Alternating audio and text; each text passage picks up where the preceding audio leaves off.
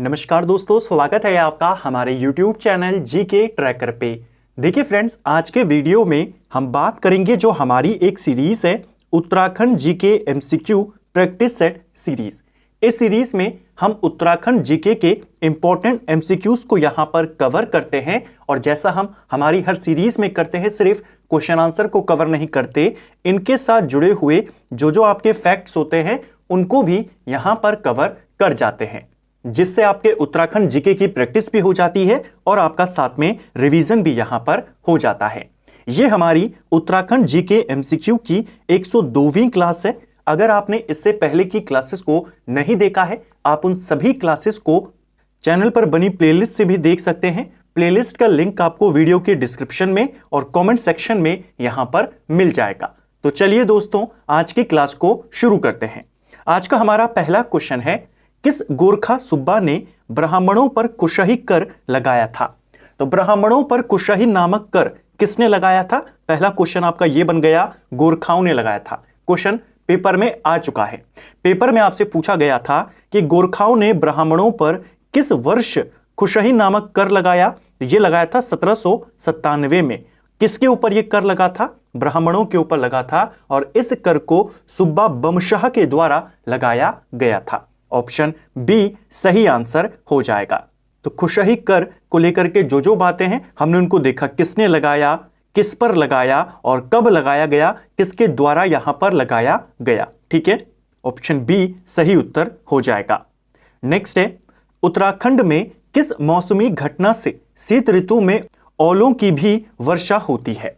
तो उत्तराखंड में शीतकाल में ओलों की वर्षा किसकी वजह से होती है? यानी जो बर्फ गिरती है, बर्फ के गोले गिरते हैं, वो किस वजह से गिरते हैं? देखिए, शीतकाल में बारिश होने का कारण क्या है? शीतकालीन वर्षा का कारण क्या होता है? हमने पढ़ा था तमिलनाडु में, यानी दक्षिण भारत में इसका जो मुख्य कारण है वो उत्तर पूर्वी मानसून है, जिसे लौटता हुआ मानसून कहते हैं। और उत्तर भारत में जो शीतकाल में बारिश होती है उसका कारण पश्चिमी चक्रवात है। यह जो आपका पश्चिमी विक्षोभ होता है, प्रॉपर आंसर इसका पश्चिमी विक्षोभ यहां पर होगा।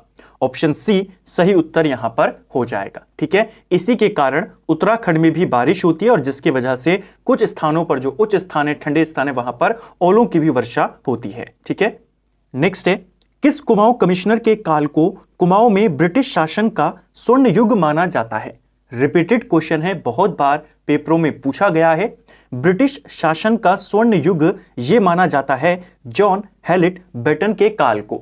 जो बेटन था यह आपका 1848 से लेकर 1856 तक, यानी हेनरी रैमजे के कुमाऊं कमिश्नर बनने से ठीक पहले यही कुमाऊं कमिश्नर था। इसी के काल को ब्रिटिश शासन का स्वर्ण काल माना जाता है। हेनरी रैमजे को आपने टिक नहीं करना है। अगर क्वेश्चन आएगा कुमाऊं का बेताज बादशाह किसको कहा जाता है, किंग ऑफ कुमाऊं किसको कहा जाता है, तब आंसर हेनरी रैमजे होगा। स्वर्ण युग बेटन के काल को माना जाता है। बेटन के अगर हम काल की बात करते हैं, इसने प्रशिक्षित पटवारियों की नियुक्ति शुरू करी थी। उत्तराखंड में कुमाऊं कमिश्नरी में पटवारियों की नियुक्ति ट्रेल के द्वारा शुरू की गई, लेकिन जो प्रशिक्षित पटवारी होते थे उनकी नियुक्ति बेटन ने शुरू करी। इसके अलावा इसने जो कुमाऊं कमिश्नरी थी, पहले आपके अल्मोड़ा में थी, अल्मोड़ा से नैनीताल 1855 में लाई गई कमिश्नरी इसी के काल में लाई गई। पिथौरागढ़ और लोहाघाट में इसके ही द्वारा दवा खाने की, जो अल्मोड़ा में मुख्य दवा खाना था, उसकी शाखाएं इसने स्थापित करी। इसके अलावा जो 20 साला बंदोबस्त के नाम से जाना जाता है, 8वां भूमि बंदोबस्त, वो इसी के द्वारा किया गया था। हालांकि वो इसने कमिश्नर बनने से पहले किया था, लेकिन वो इसी ने किया था 1844 में कुमाऊं में, 1840 के अंदर गढ़वाल में। ठीक है, तो ये हमने बेटन से जुड़े कुछ तथ्य देखे, इनको भी ध्यान रखेंगे, पेपर में आते हैं। नेक्स्ट है, अल्मोड़ा का मल्ला महल किस चंद शासक ने बनवाया? तो देखिए, मल्ला महल आपके अल्मोड़ा में है और इसका निर्माण रुद्रचंद ने करवाया। ऑप्शन सी सही आंसर हो जाएगा। रुद्रचंद को लेकर 2-3 बातें आपको ध्यान रखनी है। पहली बात, रुद्रचंद के काल में सामान्य जनता जो होती थी उसे क्या कहा जाता था? तो क्वेश्चन आता है आपसे, किस चंद शासक के काल में जनता को एक विशेष नाम से, नाम था यहां पर पौड़ी 15 बिस्वा, यह कहा जाता था जनता को। इसको भी ध्यान रखेंगे। ठीक है, कि पौड़ी 15 बिस्वा के नाम से जनता को किसके काल में कहा जाता था? रुद्रचंद के काल में। रुद्रचंद अकबर से मुलाकात करने वाला यहां पर शासक था। इसने अकबर से 1588 में लाहौर के अंदर मुलाकात करी थी। इसको भी ध्यान रखेंगे, ठीक है। क्वेश्चन आता है, अकबर से किस चंद शासक की मुलाकात हुई थी? रुद्रचंद की हुई थी। कहां पर हुई थी? लाहौर में हुई थी, 1588 में हुई थी। और इसकी जानकारी कहां से मिलती है? इन दोनों की मुलाकात की अकबरनामा से हमें यह जानकारी मिलती है, ठीक है। नेक्स्ट है, उत्तराखंड में नगरीय स्वायत्त प्रणाली की शुरुआत कब हुई थी? यह क्वेश्चन प्रीवियस ईयर का क्वेश्चन है। उत्तराखंड में नगरीय स्वायत्त प्रणाली 1916 में शुरू करी गई। ऑप्शन ए सही उत्तर हो जाएगा। अगला प्रश्न है, कूली बेगार आंदोलन को रक्तहीन क्रांति की संज्ञा किसने दी थी? तो कूली बेगार आंदोलन कूली प्रथा के खिलाफ चलाया गया था। कूली प्रथा क्या थी? कूली प्रथा के अंतर्गत आपको 3 प्रकार की यहां पर व्यवस्थाएं करनी होती थी अंग्रेजों के लिए। पहली व्यवस्था थी कूली उतार। कूली उतार के तहत क्या होता था? कूली उतार के तहत निशुल्क कूलियों की व्यवस्था आपको करनी होती थी सामान ढोने के लिए। इसके अलावा एक और है कूली बेगार। कूली बेगार में आपको निशुल्क कार्य करवाना होता था या करना होता था, उसके बदले आपको कोई वेतन नहीं दिया जाता था। और एक होता था सबसे प्रसिद्ध जो कई बार पेपर में आया है, कूली बर्दियाश। तो कूली प्रथा के अंतर्गत ये 3 होते थे। कूली बर्दियाश में जो भी अंग्रेज अधिकारी आएगा उसके लिए निशुल्क राशन की व्यवस्था करनी होती थी। तो यहां पर कूली उतार में निशुल्क कूली, यहां पर निशुल्क कार्य और यहां पर निशुल्क राशन। इसी को कहा गया कूली बेगार प्रथा। कूली प्रथा के विरुद्ध आंदोलन चला, कूली बेगार आंदोलन। 13-14 जनवरी 1921 में बागेश्वर में सरयू नदी के तट पर इस प्रथा को समाप्त कर दिया गया। कूली प्रथा के विरुद्ध यहां पर शपथ ली गई और इसका समापन किया गया। कूली बेगार आंदोलन को रक्तहीन क्रांति कहा जाता है और यह कहा था महात्मा गांधी ने। ऑप्शन बी सही आंसर हो जाएगा। तो कूली प्रथा क्या थी, कब इसका समापन हुआ और किसने इसको रक्तहीन क्रांति कहा, उसे हमने यहां पर देखा। कूली प्रथा को या कूली बेगार आंदोलन को जो ये समापन यहां पर किया गया था, इसे असहयोग आंदोलन की पहली ईंट भी कहा जाता है। इसको भी ध्यान रखेंगे, ठीक है। जो ये यहां पर प्रथा को समाप्त किया गया 13-14 जनवरी 1921 में बागेश्वर में सरयू नदी के तट पर किसके नेतृत्व में किया गया था? यहां पर जो ये शपथ ली गई और जो कूली से संबंधित रजिस्टर थे उनको सरयू नदी में बहा दिया गया, ये सब किया गया था बद्रीदत्त पांडे के नेतृत्व में। लेकिन रक्तहीन क्रांति महात्मा गांधी ने इसको कहा था, ठीक है। कूली प्रथा को खत्म करने के लिए या इसका समाधान करने के लिए अंग्रेजों ने भी प्रयास किए थे। सबसे पहले विलियम टेल ने प्रयास किया था। विलियम टेल ने कूली प्रथा को खत्म करने के लिए या उसके विकल्प के तौर पर खच्चर सेना का गठन किया। इसने किया था 1822 में। प्रश्न आता है, कूली प्रथा को समाधान के लिए खच्चर सेना किसने बनाई? विलियम टेल ने 1822 में। इसके अलावा कूली के काम में यानी फ्री काम करने के लिए, फ्री सामान ढोने के लिए जेल के कैदियों को किसने लगाया? तो कैदियों को लगाया था हेनरी रैमजे ने। इसको भी ध्यान रखेंगे, दोनों पूछा जाता है, ठीक है। नेक्स्ट है, चांचरी नृत्य को कुमाऊं में किस नाम से जाना जाता है? चांचरी नृत्य की बात करें, बसंत ऋतु में इसे किया जाता है और कुमाऊं में इसको झोड़ा नृत्य के नाम से जाना जाता है। यानी झोड़ा और चांचरी दोनों एक ही नृत्य हैं। बसंत ऋतु के यहां पर समय में किए जाते हैं। चांचरी इसे गढ़वाल में कहते हैं, झोड़ा इसे कुमाऊं में कहते हैं, ठीक है। नेक्स्ट है, सिंचाई सुविधा के आधार पर भूमि को कितने वर्गों में विभाजित किया गया है? तो उत्तराखंड में सिंचाई सुविधा के आधार पर भूमि को 3 वर्गों में विभाजित किया गया है। एक है आपकी तलाऊ भूमि, दूसरी है आपकी उपराऊ भूमि और एक होती है आपकी इजरान भूमि। तलाऊ भूमि जहां पर सिंचाई की प्रॉपर व्यवस्था है, सिंचित भूमि को तलाऊ कहते हैं। उपराऊ को असिंचित भूमि कहा जाता है, ठीक है। जो असिंचित भूमि होती है उसे उपराऊ कहते हैं। इजरान जो होती है यह पथरीली भूमि होती है, जो पत्थर वाली भूमि होती है उसे इजरान कहते हैं। तो यहां पर आपका विकल्प 3 सही हो जाएगा। इस चीज को विशेष ध्यान रखना, उपराऊ यानी असिंचित भूमि, तलाऊ यानी सिंचित भूमि, इजरान यानी पथरीली भूमि। एक पेपर में इन्हीं के आपको मिलान करने के लिए आया था। नेक्स्ट है, किस वर्ष अल्मोड़ा में डिस्पेंसरी कमेटी का गठन किया गया था? यह क्वेश्चन 2 तरीके से पूछा जा सकता है। हाल ही में आपसे पूछा गया कि अल्मोड़ा में देसी चिकित्सक की नियुक्ति किसने करी थी? 1833 में विलियम टेल ने करी थी। इसी प्रकार अल्मोड़ा में एक डिस्पेंसरी कमेटी यहां पर बनाई गई थी 1848 के अंदर। ऑप्शन सी सही आंसर होगा। इस डिस्पेंसरी कमेटी को बनाया किसने था? तो उस समय जो कुमाऊं का कमिश्नर था टॉम लूशिंगटन का नाम आप यहां पर याद करेंगे। ठीक है, लूशिंगटन ने यात्रा मार्गों पर देसी चिकित्सक की नियुक्ति करी थी। अल्मोड़ा में किसने करी थी? विलियम ट्रेल ने। लेकिन यात्रा मार्गों पर देसी चिकित्सक की नियुक्ति किसने करी थी? यह करी थी लूशिंगटन ने 1840 के अंदर। ठीक है, 1838 से लेकर 1848 तक यह कुमाऊं का कमिश्नर रहा था और इसने यात्रा मार्गों पर देसी चिकित्सक की नियुक्ति करी थी। अल्मोड़ा में इसने डिस्पेंसरी कमेटी का भी गठन किया। नैनीताल का जो नगरीकरण शुरू हुआ वो इसी के काल में, लूशिंगटन के काल में शुरू हुआ।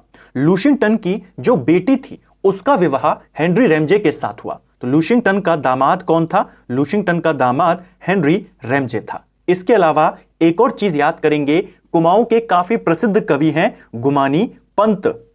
प्रश्न पूछा जाता है इनमें से किस कमिश्नर की तारीफ गुमानी पंत ने करी है? तो वो है लूशिंगटन। इसकी तारीफ गुमानी पंत के द्वारा करी गई है। ठीक है, नेक्स्ट है, किस अंग्रेज यात्री ने गढ़वाली राज्य की समस्त संपत्तियों में से दून घाटी को सबसे मूल्यवान बताया था?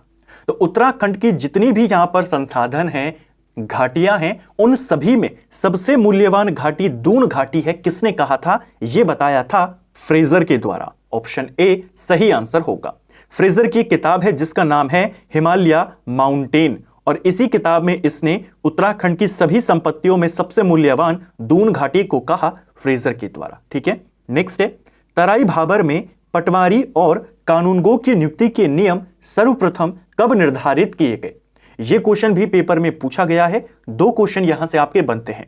पटवारी और कानूनगो की नियुक्ति के जो नियम थे इनको निर्धारित किया गया था 1897 में। और अगर आपसे पूछेगा इनको लागू कब किया गया?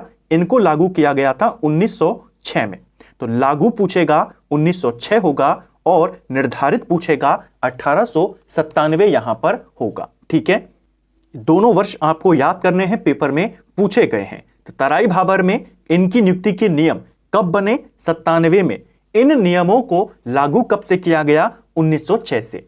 जैसे आपसे पूछा गया कुमाऊं जल नियम कब बने थे, हो सकता है अगली बार इनकी नियुक्ति के नियम दोबारा से आपसे पेपर में पूछ ले। आईने अकबरी के अनुसार कुमाऊं क्षेत्र में कितने परगने थे? आईने अकबरी का लेखक कौन है? आईने अकबरी का लेखक अबुल फजल है। ठीक है, अबुल फजल ने एक किताब लिखी है जिसे हम कहते हैं अकबरनामा। अकबरनामा के 3 पार्ट हैं, जो तीसरा वाला पार्ट है उसे ही आईने अकबरी कहते हैं।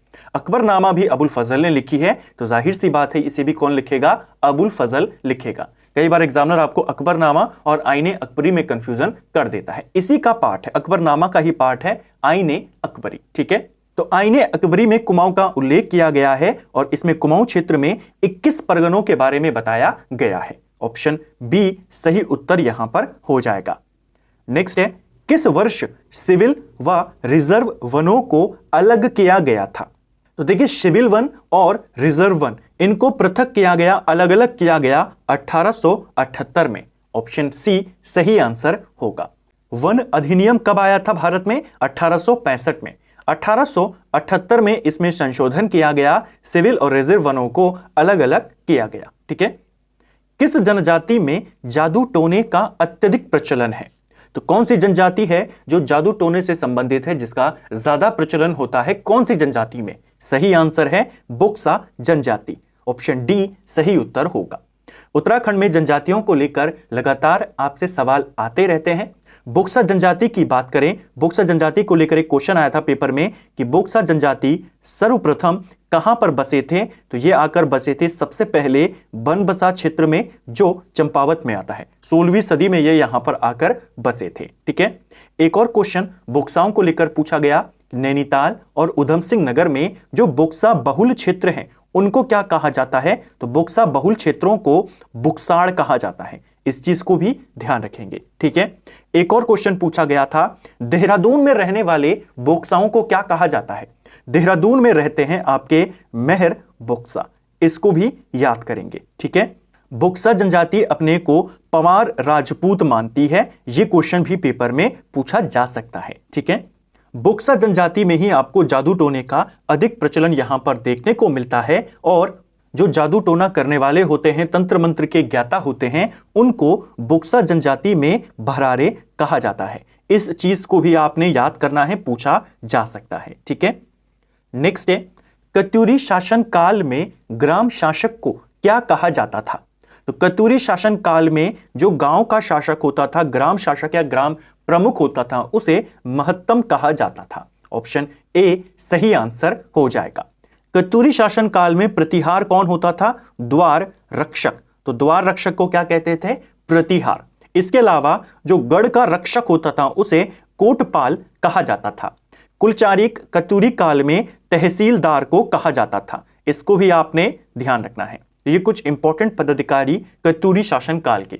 ग्राम शासक को महत्तम, द्वार रक्षक को प्रतिहार, गढ़ रक्षक को कोटपाल और कुलचारिक यानी तहसीलदार। ठीक है, इसके अलावा जो सेना नायक होता था कत्यूरी काल में उसे बलाध्यक्ष कहा जाता था। जो सेवक होते थे कत्यूरी काल में उनको भृत्य कहा जाता था। ठीक है, जो प्रधान सेनापति होता था उसको महादंड नायक कहा जाता था। ये कुछ इंपॉर्टेंट पदाधिकारी। ठीक है, नेक्स्ट है, प्रेम सभा की स्थापना किसने करी थी? देखिए, प्रेम सभा की स्थापना होती है 1914 में और यह स्थापना गोविंद बल्लभ पंत के द्वारा करी गई। ऑप्शन ए सही आंसर हो जाएगा। यह क्वेश्चन भी कई बार एग्जाम में रिपीट हुआ है। जैसे आपसे पूछा गया हैप्पी क्लब के संस्थापक कौन है? हैप्पी क्लब कब बना था? हैप्पी क्लब 1903 में बना था, अल्मोड़ा में बना था। उसमें भी कौन थे संस्थापक? गोविंद बल्लभ पंत। क्वेश्चन आ सकता है प्रेम सभा की स्थापना इन्होंने कहां पर करी? तो प्रेम सभा इन्होंने अल्मोड़ा में नहीं, काशीपुर में बनाई थी। इसको भी ध्यान रखेंगे, लोकेशन भी, वर्ष भी, संस्थापक भी। ठीक है, नेक्स्ट है, ऊंचाई पर पेड़ टिके रहेंगे, नदी ग्लेशियर बने रहेंगे, यह नारा किस आंदोलन से संबंधित है? तो यह जो नारा है आपका, ये रक्षा सूत्र आंदोलन से संबंधित है। चिपको आंदोलन आपने टिक नहीं करना है। ऊंचाई पर पेड़ टिके रहेंगे, नदी ग्लेशियर बने रहेंगे, ये नारा रक्षा सूत्र आंदोलन का है। रक्षा सूत्र आंदोलन की बात करें, 1994 में टिहरी के भिलंगना क्षेत्र में एक आंदोलन चला था, उसे ही कहा जाता है रक्षा सूत्र आंदोलन। और इस आंदोलन का नेतृत्व किसने किया था? इस आंदोलन का नेतृत्व सुरेश भाई के द्वारा किया गया था। इनका नाम भी पूछा जाता है। ये किस आंदोलन से जुड़े हैं? रक्षा सूत्र आंदोलन। इसी का ये नारा था, 1994 में हुआ, टिहरी के भिलंगना क्षेत्र में। चिपको आंदोलन का जो प्रसिद्ध नारा है वो था, क्या है जंगल के उपकार, मिट्टी पानी और बयार, जिंदा रहने के आधार। वो नारा चिपको आंदोलन का है। इसके अलावा एक और चिपको आंदोलन से जुड़ा हुआ नारा, हिमालय बचाओ देश बचाओ, यह नारा सुंदरलाल बहुगुणा ने दिया था। इसको भी ध्यान रखेंगे। ठीक है, नेक्स्ट है, गंगोत्री और यमुनोत्री पहुंचने वाला प्रथम यूरोपीय कौन था? तो देखिए, गंगोत्री यमुनोत्री जाने वाला पहला यूरोपियन यात्री जेबी फ्रेजर था। ऑप्शन सी सही आंसर हो जाएगा। अगर यहां पर क्वेश्चन होता हरिद्वार आने वाला पहला यूरोपियन यात्री कौन था, यह क्वेश्चन पेपर में आया है, तब आंसर होता टॉम कायराट। यह हरिद्वार आने वाला पहला यूरोपियन यात्री था। हरिद्वार यह आया था 1608 में। गंगोत्री और यमुनोत्री तक जाने वाला पहला जो यूरोपियन था, पहला जो अंग्रेज था, वो फ्रेजर था। फ्रेजर 1816 में यहां पर गया था। ठीक है, फ्रेजर को फिर जो वहां के पुजारी थे उन्होंने एक माहे का पौधा भी दिया था। हो सकता है इतना डिटेल में भी पूछ ले कि पुजारी ने कौन सा पौधा दिया था, क्योंकि इस टाइप के क्वेश्चन आपसे अब पूछे जाने लगे हैं। टॉम कायराट 1608 में हरिद्वार गया था और इसने हरिद्वार को भगवान शिव की राजधानी कहा था। ठीक है, रैपर की बात करें तो ये 1808 में आया था यहां पर सर्वेक्षण करने के लिए, लेकिन गंगोत्री तक ये नहीं पहुंच पाया था। ठीक है, नेक्स्ट है, मेरी यादों का पहाड़ उपन्यास किसकी रचना है? तो मेरी यादों का पहाड़ यह आत्मकथा है किसकी? देवेंद्र मेवाड़ी की। काफी प्रसिद्ध लेखक हैं उत्तराखंड के देवेंद्र मेवाड़ी। इनकी रचनाएं लगातार पूछी जाती हैं। उन्हीं में इनकी एक आत्मकथा है जिसका नाम है मेरी यादों का पहाड़। पहाड़ शब्द से मिलती जुलती रचनाएं इन लेखकों ने भी करी हैं। मंगलेश डबराल की बात करें, इनकी रचना है पहाड़ पर लालटेन। रमेश पोखरियाल निशंक की बात करें, इनकी रचना है पहाड़ से ऊंचा। और चंद्रकुंवर बर्थवाल की बात करें, इनकी रचना का नाम है मुझको पहाड़ ही प्यारे। और एक और इंपॉर्टेंट रचना है पहाड़ चोर। ये रचना पेपर में पूछी गई है, सुभाष पंत की ये रचना है। ठीक है, नेक्स्ट है, परमवीर चक्र से सम्मानित मेजर शैतान सिंह किस रेजिमेंट से संबंधित थे? तो देखिए, मेजर शैतान सिंह की अगर हम बात करें 1962 में भारत चीन युद्ध में ये शहीद हुए थे। 1963 में इनको परमवीर चक्र, जो भारत में सबसे सर्वोच्च अवार्ड है यहां पर वीरता का, वो इनको मिला था। इनका संबंध 13वीं कुमाऊं रेजिमेंट से है। ऑप्शन सी सही आंसर हो जाएगा। जो मेजर सोमनाथ शर्मा थे, जो पहले भारतीय है, ना सिर्फ उत्तराखंडी बल्कि पहले भारतीय हैं परमवीर चक्र से सम्मानित होने वाले, उनका संबंध 4थी कुमाऊं रेजिमेंट से था। जो मेजर आपके सोमनाथ शर्मा थे, ठीक है, इनका संबंध किससे है? 4थी कुमाऊं रेजिमेंट से। मेजर शैतान सिंह ये 13वीं कुमाऊं रेजिमेंट से संबंधित हैं। ऑप्शन सी सही आंसर हो जाएगा। तो फ्रेंड्स, ये था हमारा आज का वीडियो, जिसमें हमने उत्तराखंड के 20 इंपॉर्टेंट एमसीक्यूज को यहां पर कवर किया और प्रयास किया इनके साथ एक्स्ट्रा फैक्ट को भी कवर कर सकें। उम्मीद करता हूं आपको आज का वीडियो पसंद आया होगा। अगर आपको ये वीडियो पसंद आया है तो वीडियो को लाइक करें, चैनल पर नए हैं तो सब्सक्राइब करें, अपने दोस्तों के साथ शेयर करें। वीडियो आपको कैसा लगा, आपका स्कोर कितना रहा, कमेंट बॉक्स में हमें जरूर बताएं। जो आपकी डिटेल्ड क्लासेस थी संविधान और ज्योग्राफी की, वो आपकी मंडे से यहां पर शुरू हो जाएंगी।